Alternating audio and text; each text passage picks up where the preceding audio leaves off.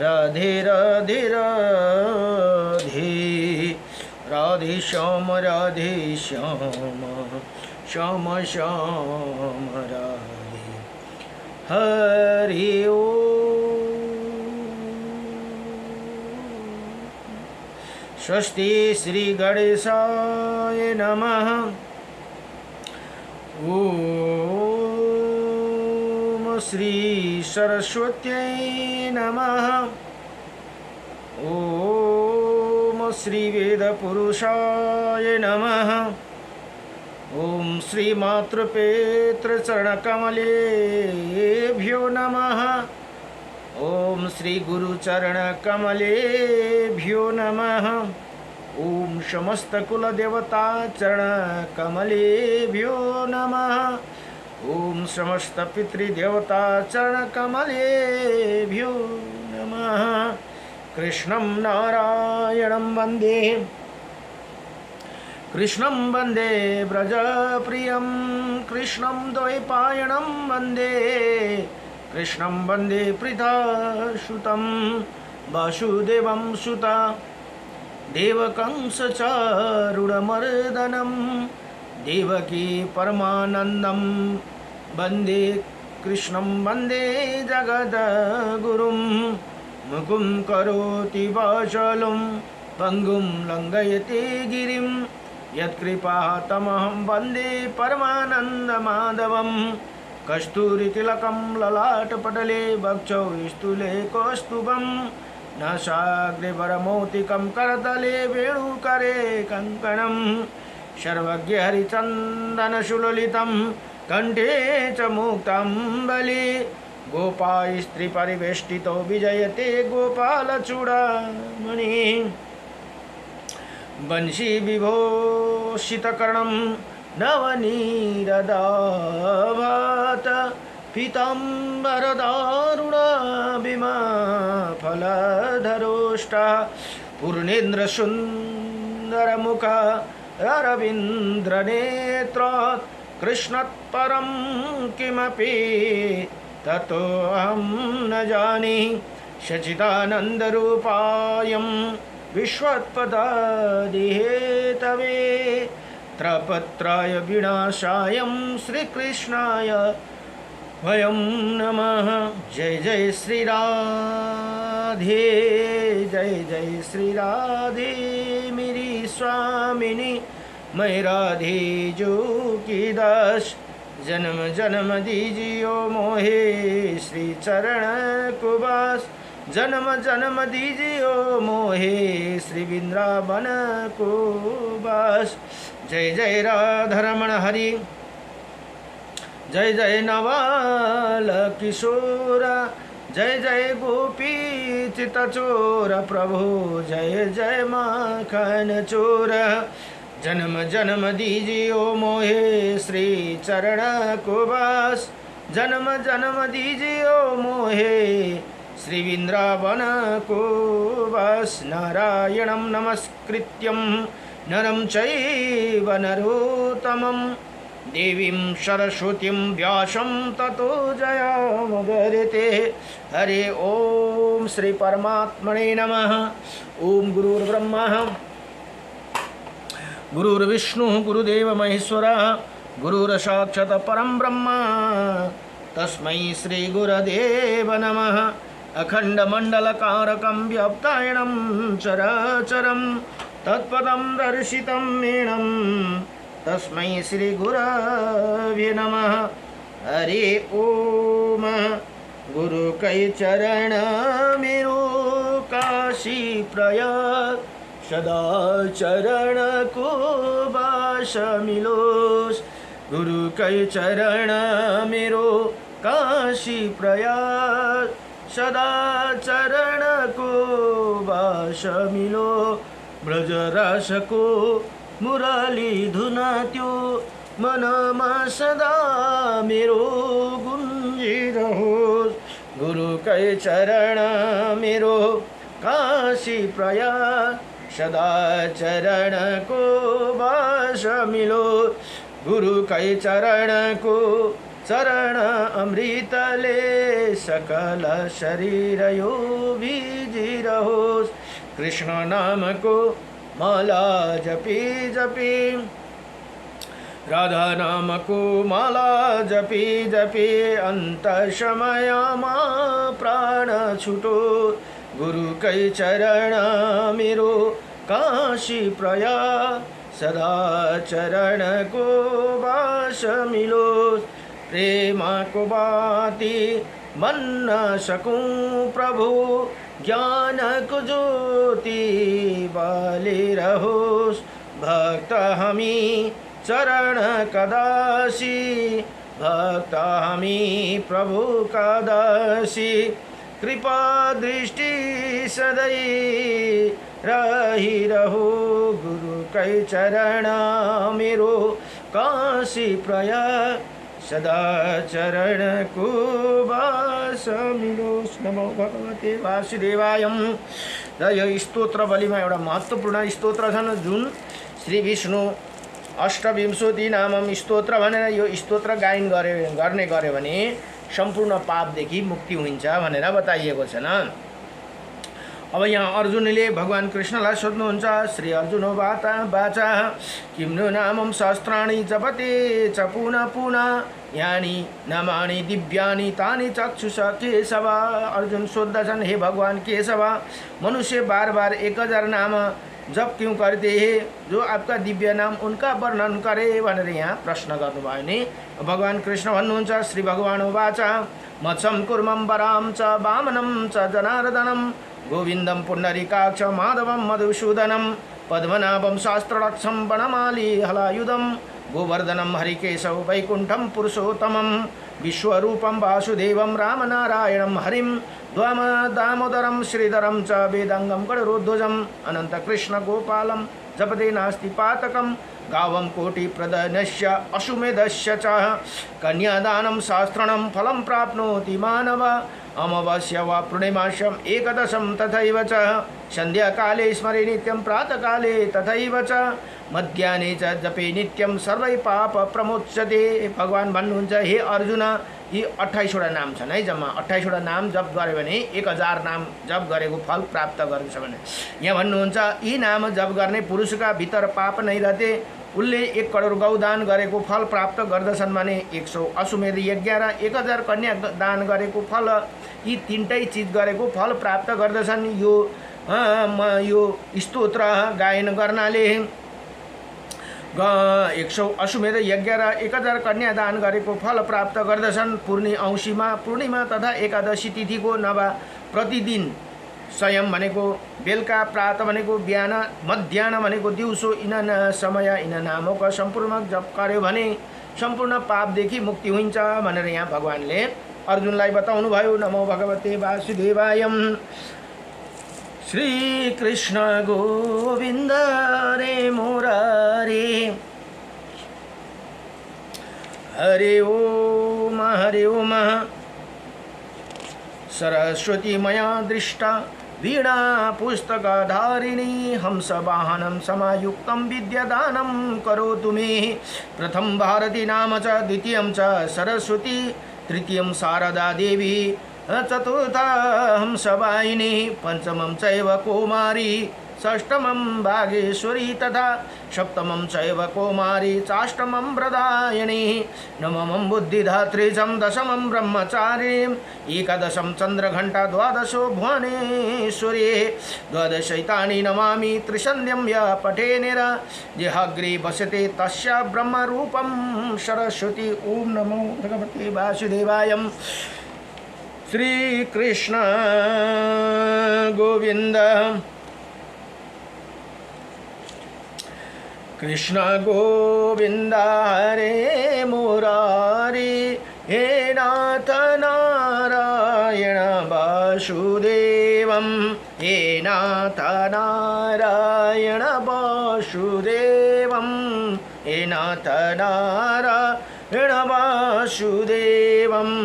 कुंज में विराजे घनश्याम राधे, राधे राधे राधे घनश्याम राधे, घनश्याम राधे राधे राधे घनश्याम राधे कुंज में विराजे घनश्याम राधे कृष्ण गोविंद गोपाल राधे गोविंद गोविंद गोपाल राधे राधे राधे राधे राधे राधे गोविंद राधे गोविंद भजो राधे गोविंद श्रीमन्नारायणं नारायणं नारायणं नारायणं भजमन्नारायणं नारायणं नारायणं बद्रीनारायणं नारायणं लक्ष्मीनारायणं नारायणं मुक्तिनारायणं नारायणं नारायणं अच्छनारायणं नारायणं कुर्म नारायणं नारायणं बहरा नारायणं नारायणं नारायणं नरसिंह नारायणं नारायणं वामन नारायणं नारायणं परशुराम नारायणं नारायणं श्रीराम नारायणं नारायणं श्रीकृष्ण नारायणं नारायणं श्रीबुद्ध नारायणं नारायणं श्री कल्की नारायणं नारायणं लक्ष्मी नारायणं नमः हरि ओम नारायणं परम ब्रह्म नारायणं परम तप नारायणं परम देव सर्वनारायणं सदा श्रीरामाय रामभद्राय श्रीरामचंद्राय वेदसे श्रीरघुनाथाय नाथाय सीताय पताय नमः। ओम नमो भगवते वासुदेवाय। र अहिले श्री ब्रह्म पुराण अध्ययन हुँदैछ। ब्रह्म पुराणको आज 82 अध्यायमा अब भगवान कृष्णको बडो दिव्य लीला चल्दैछ। अर्को नवरथ चल्दैछ। आज पञ्चमम दिन, आज पञ्चमी स्कन्द माताको दिन हो। आज नवरथमा प्रथमं शैलपुत्री च द्वितीयं ब्रह्मचारिणी तृतीयं चन्द्रघण्टाति कुष्ठमण्डति चतुर्थकं पंचमं स्कन्दमाताय नमः षष्ठमं कात्यायनीं सप्तमं कालरात्र्याम् अष्टमं कालरात्र्याय नमः सिद्धदात्री माँ काली माँ लक्ष्मी माँ सरस्वती माँ दुर्गा देव्यो नमः।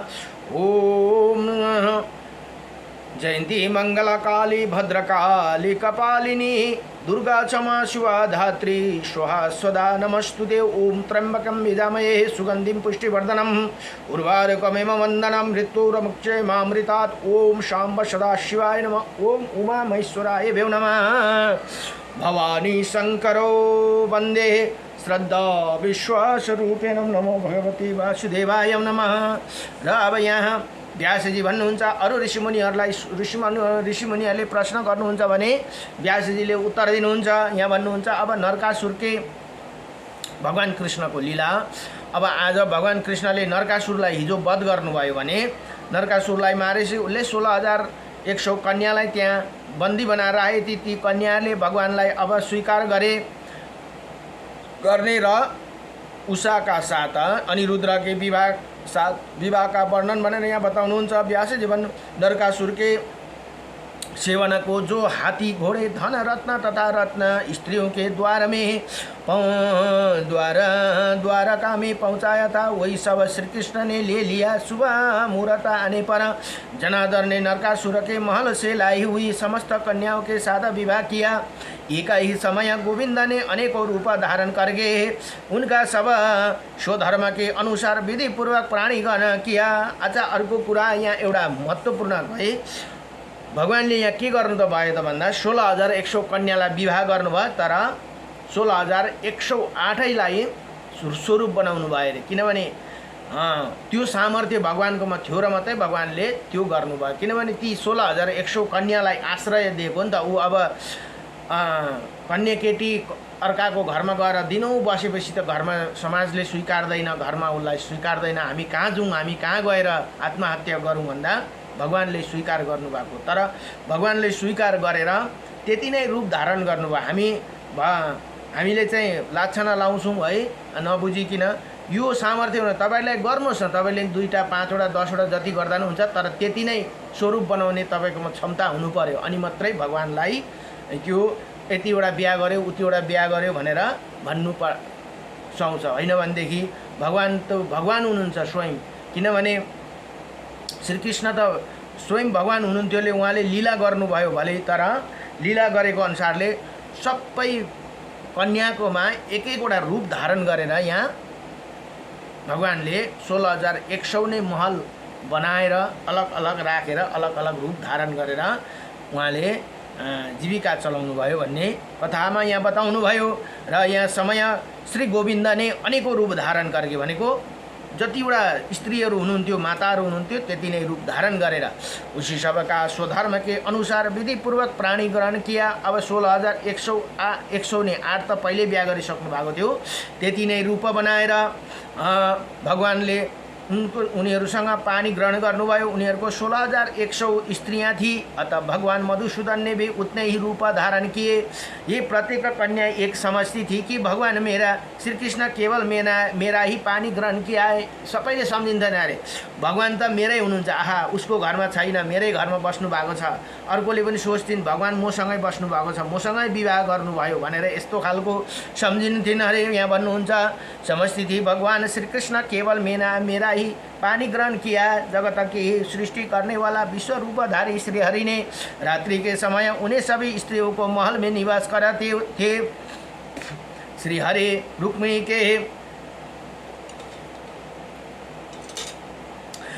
के गर्भ से उत्पन्न हुए प्रद्युम्न आदि पुत्रों को चर्चा पहले की जा चुकी है। अब सत्यभामा ने भानु आदि पुत्रों को जन्म दिया। जामवंती ने सांबा आदि का जन्म दिया। जगत जननी नग्न जीता ने सत्या से भद्रबिंदा आदि और सेव्या मित्रबिंदा से संग्राम जीता आदि पुत्र उत्पन्न हुए। माद्री के गर्भ से वृका आदि जन्म हुए। लक्ष्मणा के गात्रबान आदि पुत्र प्राप्त किए। कालिंदी से श्रुत आदि का उत्पत्ति हुआ। इसी प्रकार भगवान की अन्य पत्नियों से गर्भ से जो पुत्र उत्पन्न हुए थे उनकी संख्या 28,800 के लगभग थी भनेर यहाँ भन्नुहुन्छ। अब रुक्मिणी नंदन प्रद्युम्न श्री कृष्ण के समस्त पुत्रों में श्रेष्ठ थे भनेर सबसे ज्येष्ठ पुत्र हुनुहुन्थ्यो भगवान प्रद्युम्न, समस्त पुत्रों से श्रेष्ठ थे। प्रद्युम्न ने अनिरुद्र से ब्रज का जन्म हुआ। अनिरुद्र संग्राम में कभी रुकते नहीं थे, बड़े बलवान थे। उन्होंने बलि की पोत्री भनेको नाती और बाणासुर की पुत्री उषा के साथ विवाह किया। ये बलिराज, अब किन भगवानले उसको के अरे दैत्यको राक्षसको कुलको भने बलि त भगवानको बडा भक्त थिए नि त। बलिराज जस्तो भक्त अहिलेको प्रहलाद बलिराज ध्रुव यस्तो भक्त हुनु, मीरा, यी सब भक्तहरू बडो, किनभने त्यो कुल हेर्नुहुन्छ, भगवान भक्त हेर्नुहुन्छ, त्योही गरेर उसको पुत्री। अब बाणासुर फेरि पुरा उन्मत्त थियो, तर उसलाई वध गर्न सकिँदैन थियो। पछि उसको हातहरू काटिएर भगवानको शरणमा आयो बाणासुर। त्यसले गर्दाखेरि उन्हें बलि का पौत्री भनेको नातिनी और बाणासुर की पुत्री उषा के साथ विवाह किया था। उसी विवाह में भगवान श्री कृष्ण शंकर में बड़ा भयंकर युद्ध हुआ था। अब के अरे बाणासुरलाई भगवान शंकरले पुत्र मान्नु भएको थियो। पुत्र यस्तो भक्त थियो बाणासुर, स्वयं पुत्रको उपाधि दिनुभएको थियो भगवान शिवले बाणासुरलाई। त्यसले गर्दा बाणासुरलाई मार्न नसक्ने, तर उसको जुन अभिमान थियो, जुन उसको अभिमान चाहिँ भगवान कृष्णले तोड्नु भएको भनेर कथा भागवतमा पनि आउँदछ। यहाँ श्रीमद् भागवत महापुराणमा यहाँ भन्नुहुन्छ शङ्करमै बडा त्यही कारणले गर्दा, बाणासुरको कारणले गर्दा भगवान कृष्ण र भगवान शिवको बडा भयंकर युद्ध पनि भयो। तर यहाँ भन्नुहुन्छ युद्ध हुआ था उसी समय श्री कृष्ण ने चक्र से बाणासुर की शस्त्र भुजा काट डाली। 1000 वटा हात थिए, शस्त्र भुजा भनेको 1000 हात थियो बाणासुरको। त्यो 1000 वटामा काटेर बाँकी 2टा मात्रै रहँदाखेरि बाणासुरलाई भगवानको याद भयो महिमा। त्यहाँदेखि भगवानको शरणमा गएर बाणासुरलाई वध गर्नु भएन। अब बाणासुर सम्धि पनि भयो भगवान कृष्ण का। अब यहाँ मुनियों ने पूछा, फेरि मुनिहरूले सोध्नुहुन्छ व्यासजीलाई, हे ब्राह्मण, उषा के लिए महादेव जी की तथा श्री कृष्ण में युद्ध क्यों हुआ भनेर यहाँ भन्नुहुन्छ। अब यो उषाको कारण किन युद्ध भयो तथा श्रीहरि ने बाणासुर की भुजाओं को उच्छेद क्यों किया? हे महाभाग, आप ये संपूर्ण वृत्तांत हमें बताइए। इस सुंदर कथा को सुनने के लिए हमें बड़े कौतूहल हो रहे भनेर यहाँ भन्नुहुन्छ। अब व्यासजी भन्नुहुन्छ, हे ब्राह्मणों, बाणासुर की पुत्री उषा को सपने में किसी पुरुष ने आलिंगन किया। उषा ने भी उसकी प्रति अनुराग हो गई। इतने में ही उसी नींद खुल गई और जागने पर उसे पुरुष को न देखने के कारण उषा उत्कंठित होकर बोली, उठी प्यारे, तुम कहाँ चले गए? उसी समय उसके लज्जा का ध्यान न रहा। बाणासुर के मंत्री कुशमंडा के एक कन्या थी जिसका नाम था चित्रलेखा भनेर एउटा उनको सखी थी, चित्रलेखा भन्ने। उसी उषा की सखी थी। उससे पूछा, हे राजकुमारी, तुम किसे पुकारती हो? ये सुनकर वो लज्जा के गड़ सी हो गई, मुँह से एक शब्द भी बोल ना सकी। तब चित्रलेखा ने उसे बहुत विश्वास दिलाया और सब बातों उसे मुख से निकाल ली। चित्रलेखा ने जब यथार्थ बात मालूम होगा तब उषा ने उसे कहा, हे पार्वती देवी ने मुझे इसी प्रकार पति की प्राप्ति होने का वरदान दिया है भनेर यहाँ अब त्यहाँ भन्दछिन्। अतः तुम उसी पुरुष को प्राप्त करने के लिए जो उपाय हो सके उसे करो भनेर यहाँ अब ती उषाले चित्रलेखालाई भन्दछिन्। तब चित्रलेखा ने एक पट पर प्रधान भनेको मुख्य देवता, दैत्य, गंधर्व और मनुष्य का चित्र लिखकर उन्हीं चित्र बनाने में एकदम निपुण थी। ये चित्रलेखा लिखकर उषा के दिखाए। उषा ने गंधर्व, नागों, देवता और दैत्यों को छोड़कर मनुष्य और दृष्टि दी। उनमें भी अंधक और वृष्णि वंशों के लोगों पर विशेष ध्यान दिया। श्री कृष्ण और बलराम के चित्र को देखकर वो सुंदरी कुछ लज्जित हो गई। प्रद्युम्न को देखने पर उसने लज्जा से आंखें फेरी भनेर यहाँ बताउनु भयो। अब कृष्ण को बनाउनु भयो, प्रद्युम्न को, त्यहाँदेखि प्रद्युम्नहरूको बनाएपछि अन्तिममा अनिरुद्ध को बनाउँदछन्। परंतु अनिरुद्ध पर दृष्टि पड़ते ही उन्हों न जाने उसकी लज्जा कहाँ चली गई। वो साहस बोली, उठी, यही है मेरा प्रियतम भनेर ती उषासँग चित्रलेखासँग भन्दछन्। उषा के ये कहने पर योगगामिनी चित्रलेखा ने उसे संतावना दी, द्वारिकापुरी में गई। एक बार बाणासुर ने भगवान शंकर को प्रणाम किया करके कहा था, हे देव, युद्ध के बिना इसी 1000 भुजाओं से बड़ा खेद हो रहा है। यो हातले मलाई बडो दग्दी भएको छ। यो युद्धको लागि के गर्नुपर्छ भनेर बाणासुरले भगवान शंकरलाई सोध्दछन्। ये क्या कभी ऐसे युद्ध का अवसर आएगा जबकि ये मेरी भुजा सफल होगी भनेर यहाँ भन्दछन्। यदि युद्ध न हो तो इन भुजाओं को क्या लाभ? फिर तो ये मेरे लिए भार रूप ही सिद्धि होगा भनेर यहाँ बाणासुर भन्दछन्। ये सुनकर महादेव जी ने कहा, जिस समय तुम्हारी मयूर चिन्ह वाली ध्वजा टूट जाएगी उसी समय तुम्हें वैसी युद्ध प्राप्त होगा भनेर यहाँ भन्नुहुन्छ। जहाँ तेरो मयूरको चिन्ह भएको ध्वजा तेरोमा छ, त्यो ध्वजा जब टुट्छ तब तँलाई युद्धको अवसर प्राप्त हुन्छ भनेर यहाँ बताउनुहुन्छ। इसी बाणासुर को बड़ी प्रसन्नता हुई। वही भगवान शिव को प्रणाम करके घर को चला आया। कुछ काल के बाद उसी मयूर ध्वज टूटकर गिर गई। ये देखकर उसने हर्ष की सीमा न रही। इसी समय चित्रलेखा अपने योग विद्या के बल से अनिरुद्ध को बाणासुर के भवन में ले आए। अनिरुद्ध ने कन्या के अंतपुर में उषा के साथ विहार करने लगे। ये बात अनंतपुर के राक्षसों को मालूम हो गई कि उन्हें दैत्यराज से सब हाल कह सुनाया। बाणासुर ने अपने सेवक को अनिरुद्ध के युद्ध करने की आज्ञा दी, किंतु शत्रु वीरों का दमन करने वाला अनिरुद्ध ने लोहे का परिघ लेकर उन सबको मार डाला। सेवक को मार जाने पर बाणासुर स्वयं ही रथ पर आरूढ़ हो अनिरुद्ध का वध करने के लिए उद्यत हुए। अपनी शक्ति भर युद्ध करने पर भी जब उसी वीरवर अनिरुद्ध जी ने परास्त कर दिया तब वो मंत्री के प्रेरणा से माया द्वारा युद्ध करने लगा। इसी प्रकार उन्हें यदुनंदन अनिरुद्ध ने नागपाशों से बांध लिया। उधर द्वारिका में अनिरुद्ध को ही हो रही थी। समस्त यदुवंशी आपस में कह रहे थे कि अनिरुद्ध साहस कहाँ चले गए। उसी समय देवर्षि नारद द्वारिका में पहुँचे और उन्होंने बताया कि अनिरुद्ध को बाणासुर ने शोणितपुर में बांध रखा है। उन्हें योग विद्या में चतुर युवती चित्रलेखा अपने साथ ले गई थी। यदुवंशियों को इसी बात पर विश्वास हो गया कि फिर तो भगवान श्री कृष्ण गरुड़ पर आवाहन किया। वो स्मरण करते ही वहाँ गरुड़ पहुँचे।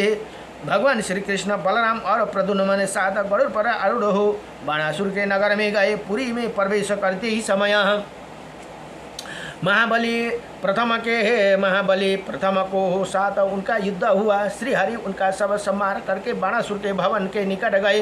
तत्पश्चात 3 पैर और 3 मस्तक वाले महेश्वर जोर ने बाणासुर की रक्षा के लिए शंकर धन्वा श्री कृष्ण के साथ युद्ध किया। उसके फेंके हुए भस्म के स्पर्श से श्री कृष्ण का शरीर संतप्त हो उठा और उनसे छू जाने पर बलदेव जी भी शीतल होकर उनके अपने नेत्र मुँह दले।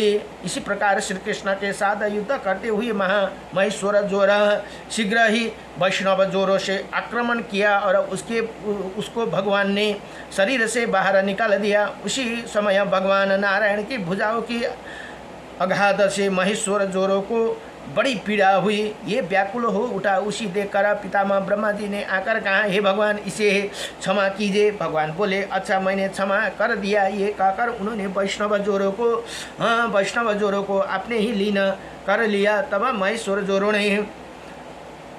महेश्वर ज्वार ने कहा, भगवान, मैं जो मनुष्य आपके साथ मेरे युद्ध का स्मरण करेगा वो ज्वारहीन हो जाएगा। ये कहकर वहाँ चला गया। तदंतर भगवान श्री कृष्ण ने 5 अग्नियों को जीतकर उन्हें नष्ट कर डाले और दानव को सेना का खेल में ही विध्वंस कर डाला। ये देखकर बलि का पुत्र होना, ये बाणासुर बने बलि कुमार बाणासुर संपूर्ण दैत्यों को सेना के साथ भगवान से युद्ध करने लगे। भगवान शिव तथा कार्तिकेय जी ने उन्हें के साथ भी श्रीहरि तथा शंकर जी में बड़ा भयंकर युद्ध हुआ।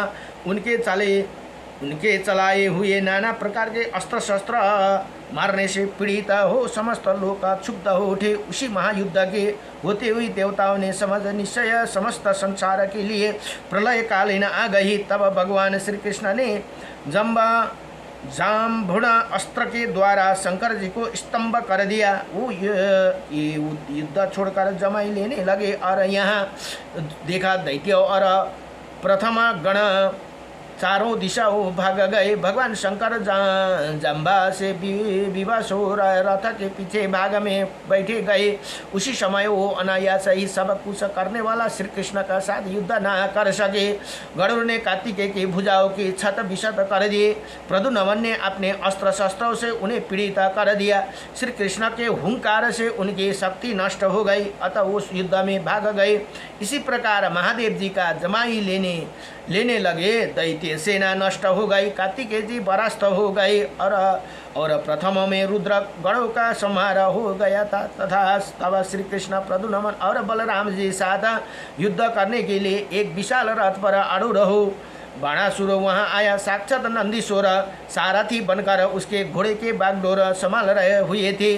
अब महापराक्रमी बलभद्र और प्रद्युम्न अनेकों बाणों से बाणासुर की सेना की बाधा डाली। वही सेना वीर धर्म से भ्रष्ट होकर रणभूमि में भागने लगी। बाणासुर को देखकर उसी सेना ने बलराम जी हल से खींचकर मुसल से मारते हुए भगवान श्री कृष्ण का भी उसे अपना बाणों का निशान बनाया। तब उसकी श्री कृष्ण के साथ घमासान युद्ध को छिड़ गया। भनेर यहाँ बताउनुहुन्छ। दोनों एक दूसरे के कवच को भी छेद डालने वाले तेजस्वी बाण छोड़ने लगे। भगवान श्री कृष्ण ने बाणासुर के चलाए हुए बाणों को अपने सया कोश से छिन्न भिन्न कर डाला। फिर बाणासुर ने श्री कृष्ण को और श्री कृष्ण ने बाणासुर को घायल किया। दोनों एक दूसरे के दूसरे की जीतने की इच्छा से परस्पर अस्त्र शस्त्रों को बछोर कर रहे थे। जब संपूर्ण अस्त्र शस्त्र छिन्न भिन्न हो गया तब भगवान कृष्ण ने बाणासुर को मारने का निश्चय किया। उनके सैकड़ों सूर्य के समान तेजस्वी सुदर्शन चक्र हाथ में लिए और बाणासुर के लक्ष्य करके चला दिया। वो ये शत्रु की भुजाओं को काट डालना चाहते थे। श्री कृष्ण के द्वारा प्रेरित चक्र क्रमशः उसी असुर की भुजाओं का उच्छेद कर डाला। जब बाणासुर की भुजा जंगल कट गया तब भगवान श्री कृष्ण उसका नाश करने के लिए चक्र हाथों में लिया। उसे छोड़ना ही चाहते थे कि भगवान शंकर को उसी मनोभाव ज्ञात हो गया। तब वो तुरंत ही कूदकर भगवान के सामने आ गए। उन्हें देखा भुजाओं को कट जाने से बाणासुर के शरीर में रक्त की धारा गिर गई। तब शांतिपूर्वक भगवान की स्तुति करते हुए कृष्ण कृष्ण जगन्नाथ, अब त्यो जति 10वटा हात काटेपछि उसलाई थाहा भयो, अहो भगवान त स्वयं भगवान हुनुहुँदछ, कृष्ण कृष्ण हे जगन्नाथ, मैं आपको जानता हूँ। त्यो 10वटा जब हात थियो उसको, त्यो हातले उसलाई अभिमान बनाएको थियो। जानता हूँ आप पुरुषोत्तम परमेश्वर परमात्मा और आदि अंत से रहित परम ब्रह्मा है। आप जो देवता पशु पंक्षी तथा मनुष्य की योनि में शरीर धारण करते हैं ये आपकी ही लीला मात्र है। आपकी चेष्टा दैत्यों का वध करने के लिए होते हैं। प्रभु प्रसन्न हुए, मैंने बाणासुर को अभय दे रखा हूँ भनेर यहाँ भगवान भन्नुहुन्छ। भगवान शिवले आपको भी मेरी बात असत्य नहीं करना चाहिए। मेरे आश्रय पाने से ये दैत्य बहुत बड़ा अभिमान हो गया। वास्तव में ये है वह आपका अपराधी नहीं है, मैंने ही इसे वरदान दिया था भनेर यहाँ भगवान शिवले पनि भगवानसँग बडो दिव्यसँगले प्रार्थना गर्नुभयो। अतः मैं इसके लिए आपसे क्षमा चाहता हूँ, मलाई क्षमा गर्नुहोस्, म क्षमा माग्छु यो बाणासुरको तर्फबाट भनेर भगवान शिवले पनि बडो दिव्यसँगले यहाँ भगवान कृष्णलाई प्रार्थना गर्नुहुन्छ। भगवान शंकर ने ये कहने पर भगवान श्री कृष्ण का मुख प्रसन्न हो गया। बाणासुर के प्रति उनके मन में कोई असमर्श नहीं रह गया। उनमें से शिवजी से कहा, हे शंकर, यदि आपने इसी वर देख रखा है तो ये बाणासुर जीवित रहे। आपका वचनों का गौरव रखने के लिए हमें अपना चक्र लौटा लिया। शंकर, आपने जो अभय दान दिया है वो मैंने भी दिया। आप अपने मुझसे पृथक ना देखे। जो ये मैं हूँ वही आप है और वही ये देवता असुर तथा मनुष्य सहित संपूर्ण जगत भी है। जिनका चित्त अविद्या से मोहित है वही पुरुष भेद दृष्टि रखने वाला होते हैं भनेर यहाँ त्यतिखेरै भगवानले भन्नुभयो, जो तपाईँ हो वही मोह जो मोह त्यही तपाईँ हो भनेर। त्यही कारण भगवान कृष्ण, राम, विष्णु र शिवमा कुनै भेद छैनन् भनेर यहाँ बताउनु हुँदैछ।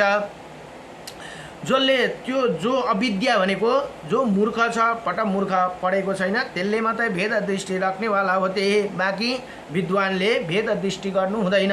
ये कहकर भगवान श्री कृष्ण अनिरुद्ध के पास गए और उनके जाते ही अनिरुद्ध बांधने वाला नाग भाग खड़े हुए। गरुड़ के पंख से हवा लगाने से वो सूखे गए थे भनेर यहाँ भन्नुभयो। तदंतर पत्नी सहित अनिरुद्ध को गरुड़ पर चढ़ाकर भगवान श्री कृष्ण, बलराम और प्रद्युम्न द्वारिकापुरी में आए भनेर यहाँ बताउनु भयो। नमो भगवत वासुदेवाय नमः इति भनेर श्री ब्रह्मा पुराण को 82 अध्याय 82 अध्याय में भगवान श्री कृष्ण का 16,000 स्त्रियों से विवाह और उनकी ही संतिप्ता तथा उषा के साथ अनिरुद्ध का विवाह का वर्णन पूरा भयो। नमो भगवते वासुदेवाय हरे परमात्मने नमः। वासुदेवाय नमः हरे परमात्मने परंत क्लेशनाशाय गोविंदाय नमः। श्री कृष्ण गोविंद हरे मुरारे हे नाथ नारायण वासुदेवम् अनंत वैकुंठ मुकुंद कृष्ण गोविंद दामोदर माधवेति। ओम नमो भगवते वासुदेवाय हरे परमात्मने नमः। प्रणत क्लेशनाशाय गोविंदाय नमो नमः।